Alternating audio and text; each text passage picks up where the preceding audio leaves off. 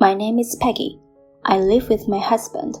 Edward and I both have jobs, working for respectable companies.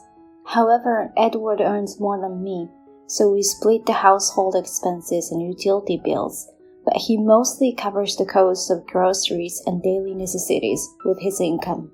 We both work and have different busy periods. We understand and acknowledge each other's schedules. When one of us is overwhelmed, the other supports and helps out.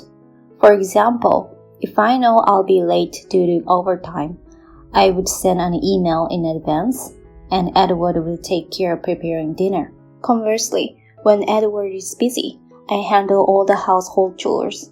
Even now, in our 5th year of marriage, we continue to support and cooperate with each other. There was one day when I ended up working late and hurried back home. Welcome back, Peggy. Dinner's ready. Would you like to take a bath first? He always made sure I didn't have any burdens. Even after dinner, when I tried to do the dishes, "It's fine. You've had a long day at work, Peggy. I'll take care of it. You can just watch TV." He said this while doing the dishes. I loved Edward for being like that, even though he was tired from our dual income lifestyle. I was always full of gratitude towards Edward, and when the roles were reversed, I would do the same for him. In dramas and novels, we often come across the term domineering husband, but it has nothing to do with us. Edward is kind and helps with the household chores. We will continue to support each other as a married couple and build a happy home together. At least, that's what I sincerely believed at that time. Little did I know what would happen next. I hadn't even imagined it yet. One day, something wonderful happened, and I hurried home to be the first to share the news with my husband. "I'm home, Edward. Listen, I have something to tell you." "Welcome back, Peggy. What's the rush? You seem so excited." He greeted me with a smile. I gasped for breath and spoke. "You know what? I got promoted at work." "Huh? A promotion?" "Yes. The project I proposed recently went well. We had been discussing the possibility of a promotion for a while, and it's finally confirmed this time." Overwhelmed with joy, I hugged Edward tightly. However, he remained silent. "Edward?" When I peered into his face, it wasn't the usual expression I saw. "What's wrong?" "I thought this meant I wouldn't burden you anymore. I'll cover the extra expenses we've been sharing, like groceries and daily necessities." As I said that, "I see. Well, that's good for you. I'm going to take a bath," he said and headed to the bathroom alone. At that moment, I was truly oblivious and didn't realize that my husband's mood had soured. I naively thought he might be tired or something. However, from the day I shared the news of my promotion onwards, Edward's attitude started to change rapidly. When I finished working overtime and returned home, dinner wasn't prepared. "I'm home, Edward," called out to Edward, who was playing with his smartphone in the living room. But he completely ignored me. "You didn't make dinner? I mentioned this morning that I would be working late and asked for your help with the household chores." As I said that, "Huh? I don't know anything about it. Household chores are a woman's job. Stop relying on men." He said it like that. It was the first time I had seen such an attitude from my husband, and it left me perplexed. This was the first time he had ever scolded me in such a tone. "Wait, what's gotten into you? We used to share the household chores." "Stop nagging. Household chores are women's responsibility from the start. Don't get cocky just because you got promoted," he said, kicking the wall forcefully. I was too scared to speak. Until now, we had cooperated and managed the household chores together, which allowed us to balance our work without any issues. But from that day on, my husband started making snide remarks that he had never made before. "You're a woman, so focus on the household chores. If you can't handle them properly, quit your job and prioritize your family. He would say such things every day, and to top it off, your company must be a joke if they promote employees like you. Your company's going down, he said, looking down on me. Weekdays became a routine of being subjected to such remarks, and it extended to the weekends. Before, on our days off, we would go out together or meet up with friends. It was our daily routine to enjoy our own individual activities. But since my husband had changed so drastically, every holiday I was confined to doing household chores all day long under his control. Hey, there's still dust there. Saying that, he pointed to the edge of the window that I had just wiped. Huh? But I just cleaned that. I said that, and then there's still dust right there. Are your eyes full of holes? He shouted angrily. However, no matter how many times I looked, I couldn't see any dust, and I was perplexed. And then, just do it again quietly. Saying that, he looked down on me from behind. After that, I continued cleaning as he instructed, but my husband never gave his approval. In the end, it became a holiday where I spent the whole day doing the cleaning exactly as my husband told me. Such things had become the norm. The same went for cooking. Even before we got married, and even after our marriage, until I got promoted, whenever my husband ate the food I cooked, Peggy's cooking is the most delicious in the world. I'm such a lucky guy to be able to eat it as a matter of course. He would say that and happily finish every last bite. But now, it's too bland, I can't eat this. He would say things like that and add a lot of seasoning to the food. How can you serve such garbage-like meals to your husband? He would say that and often take a bite and then throw it away. At that point, even hey, why would you do something like that? I got angry and said that, and then, it's your fault for cooking such tasteless food. Don't turn it around on me when it's your own fault. He said that to me. Every time my husband said such things to me, I felt sad. We used to be so happy every day. But since then, our married life had completely changed. The fight became incessant. The husband I used to love so much had turned into a completely different person. I had conflicting feelings of not wanting to believe it and needing to accept it. Here's a translation. I pleaded multiple times. Please, stop talking like that. But my husband's words, action, and attitude remained unchanged. Not only that, I found out that he had been belittling me and calling me a lousy wife at work. I had a friend who happened to work at the same company as my husband. When I heard about it from my friend, it was truly shocking. I never expected him to badmouth me, even at work. According to my friend, he not only mocked me as a lousy wife, but also said things like, the only reason she got promoted is because she kissed up her boss, and her promotion has nothing to do with her abilities. I couldn't help but get angry at this. My feelings towards my once loved husband gradually turned into disgust. Initially, I felt nothing but sadness due to his changing attitude. But after hearing it from my friend, that feeling transformed into anger. However, despite the stress, my work kept me busy as usual. One day, I experienced sudden and intense abdominal pain as soon as I arrived at work, and collapsed. When I regained consciousness, I found myself in the hospital, having been brought there in an ambulance. The attending physician diagnosed me with a stomach ulcer caused by stress. They said I would need to stay in the hospital for a while, so I contacted my husband and asked him to bring the necessary items. Ideally, I wouldn't want to rely on my husband. My parents live in a distant rural area and it felt inconvenient for them to come all the way here just for this. Reluctantly, I called my husband after several rings. What? I'm working overtime here, you know. He said it in a annoyed tone. I have to stay in the hospital for a while. I need you to bring some things for me. Huh? Hospital? Are you serious? He responded without showing any signs of concern, his tone mocking. The doctor said I need to stay in the hospital for a while. It's a stomach ulcer.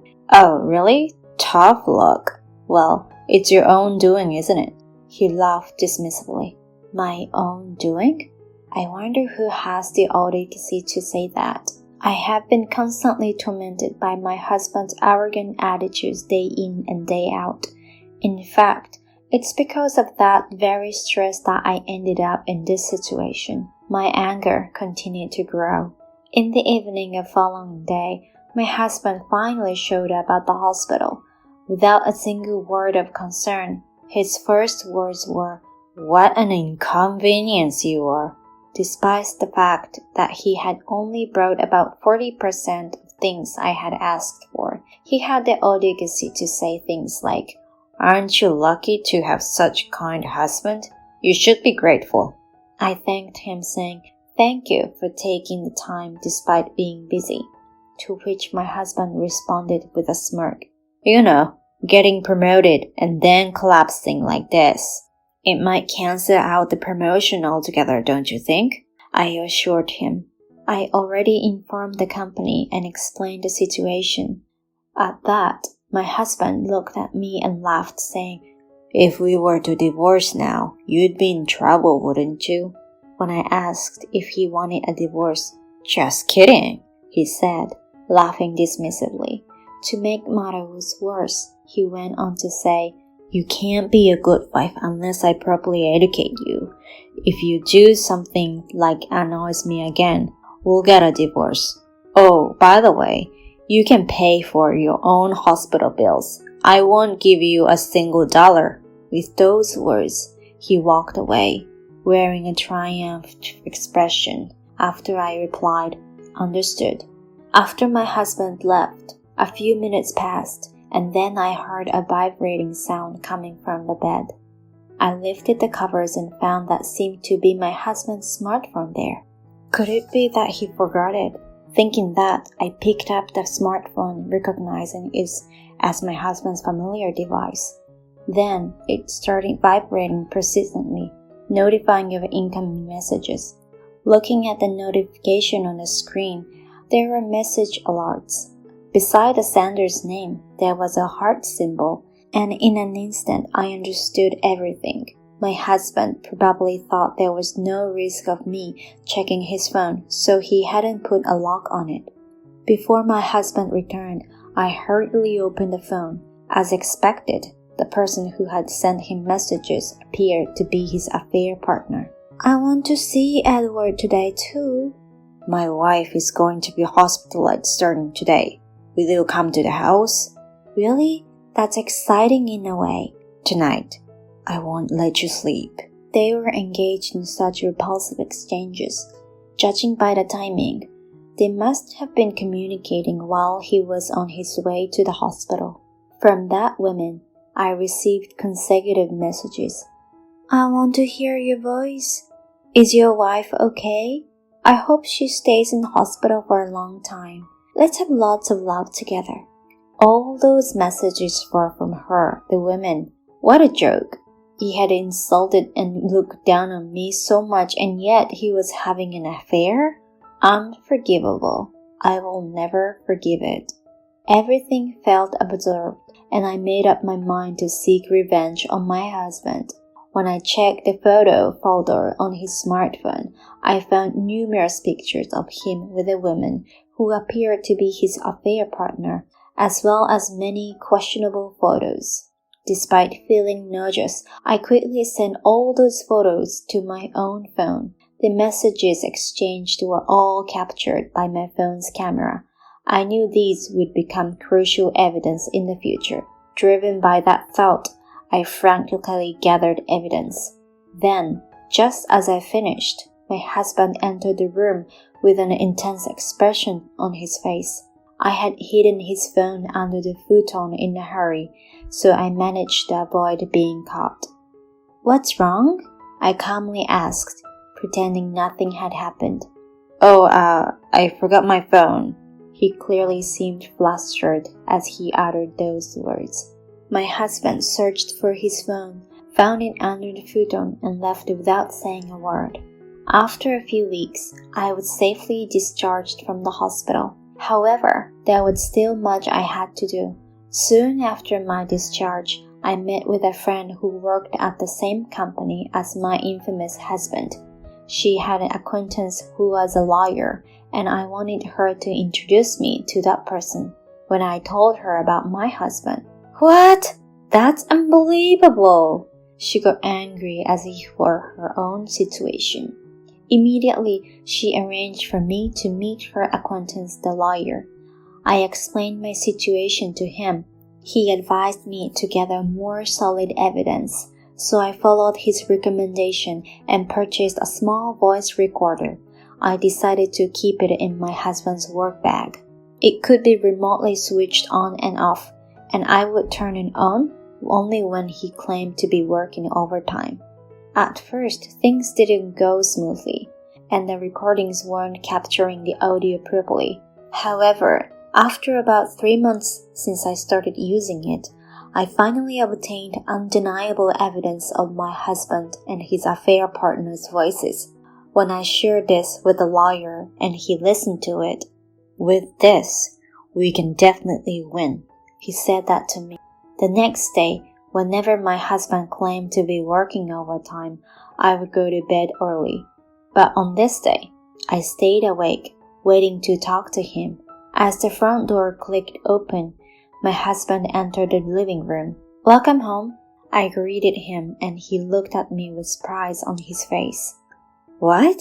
You're awake? I'm tired, so I'll take a bath and go to bed." As my husband tried to head towards the bathroom, I stood in front of him and stopped him. "I need to talk to you," I said, holding him back. "What now? Can't you see you're being a bother?" "I've reached my limit. I want a divorce." "Don't you think you can escape from me? You'll live your life as my servant forever." "I can. I have evidence." "Evidence?" My husband looked confused by my statement. In response, I looked into his eyes and spoke clearly. "You are cheating, right?" My words clearly unsettled him. "When you forgot your smartphone in the hospital room, I borrowed it for a moment. Oh, by the way, I've already backed up the data, so even if you throw away those photos, it would be pointless," I said, and I took the photos, which were part of the evidence of my husband's affair, and scattered them right there. My husband fell to his knees and hurriedly tried to collect them. "Why would you have these?" "I borrowed them when you left your phone behind the hospital room.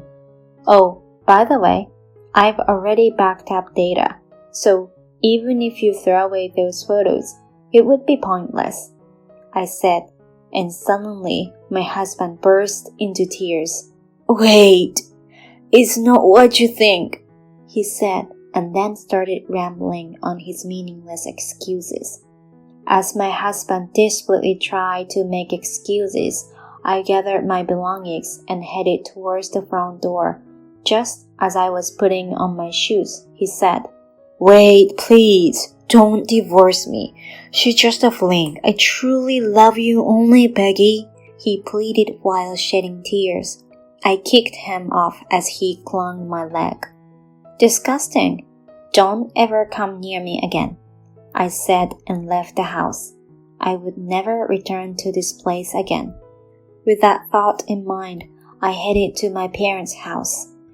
I explained the situation to my company and obtained a week of paid leave. During that time, I searched for and signed a contract for a new apartment. Despite the persistent messages from my husband, I ignored them all. I formally informed my lawyer about leaving the house and instructed all the matters related to the divorce to them. After divorcing me, my husband became a subject of rumors at his workplace for cheating and being abandoned by his wife. Unable to bear the atmosphere within the company, he voluntarily resigned. Now, he manages to scrape by his multiple part-time jobs. Of course, he can no longer afford to live in that previous luxury apartment and resides in a one-bedroom apartment. Renting a place near my workplace has made commuting easier, and I can now focus more on my work than ever before. I visit my parents' house once a month and cherish the time with them. Even now, the irritation towards my ex-husband doesn't completely disappear when I think about it. However, I see it as a positive outcome that I can concentrate on my work like this, and I'm leading a fulfilling life.